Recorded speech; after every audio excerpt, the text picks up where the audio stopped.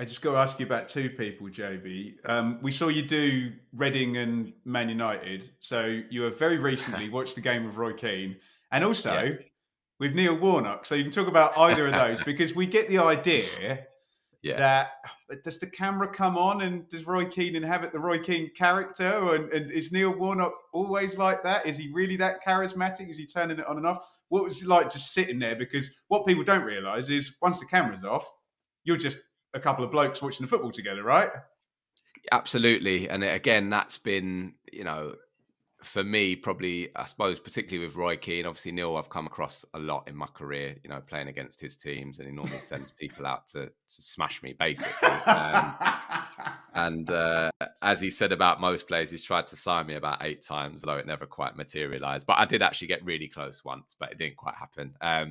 But yeah, well, I think with Roy, again, having seen him as a player, that was a golden era in terms of the Premier League. And certainly I always loved watching. I mean, particularly those Manchester United and Arsenal games. And, for me, that was the Premier at its absolute best. And obviously to see what he's gone on and done in his media career. And you certainly have a perception of people based on what you see on the box. What I will say is he's very much what you see is what you get with Roy. Certainly in terms of, I suppose, that demand that he would have placed on himself and others around him as a player. He still expects that when he's watching the game. Little details and habits and simple things that if he doesn't think are doing well, if you're just sitting there watching a game, he's still very animated, and it isn't just a right, I'm going to be Mr. Nasty Roy Keane now because the camera's on me.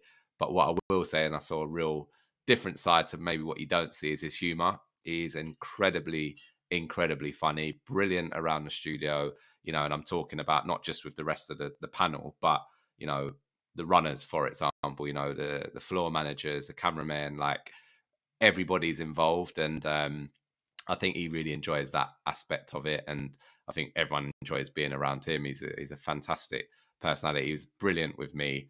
I mean, I did one with him and Ian Wright. And again, Wow. for me, a football lover, someone who's grown up, and I'm from North London. And although I'm not an Arsenal fan, the majority of my friends are. And he was a huge idol of mine growing up, even if he is a gooner.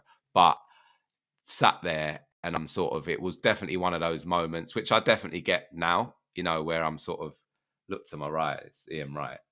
And I look to my left, it's Roy Keane. And I'm like, right, just keep it together. You're here for a reason. You got to go and deliver what you need to deliver. And but honestly, they are so accommodating. Sometimes you can get in a studio and his elbows out. A little bit similar to a game. Maybe with a new lad coming into a changing room. It's like, right, this is my domain and my territory. I'm going to mark it. And they're so generous. If there's bits that they feel I can offer better insight, then absolutely, Joby, this is your bit. You fill your boots. You go and do it.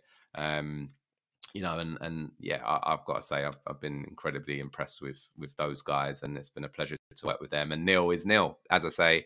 We're always on edge with Neil, I've got to say, and that's why he brings great value.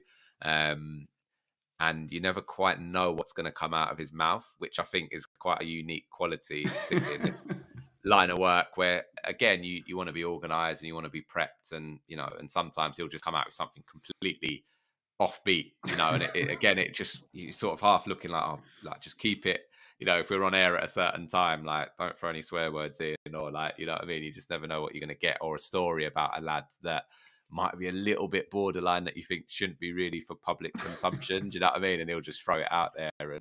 And what he has always had is a huge appetite and enthusiasm for the game that just absolutely shines through. If you're sitting on a sofa and you're talking about football, you get your popcorn, you're ready. You're just right, give me some of these stories, Neil. And, he'll freely give them to you. He loves a chat and a conversation, and but great to be around, great energy, again, at his age.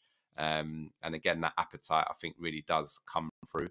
I think this is going to be a real tough job for him, maybe one too many, in terms of the Huddersfield turnaround that he's got in his hands there. But he give it absolutely everything. And I'm sure the boys, I speak to a lot of lads that have played with him, and he's one of those managers that you absolutely, you're in the trenches with, man. And he gets the best out of players for sure. So it's great to see him back. And whether it's in the dugout or on the sofa, it's always a good experience when you're around him in a football match.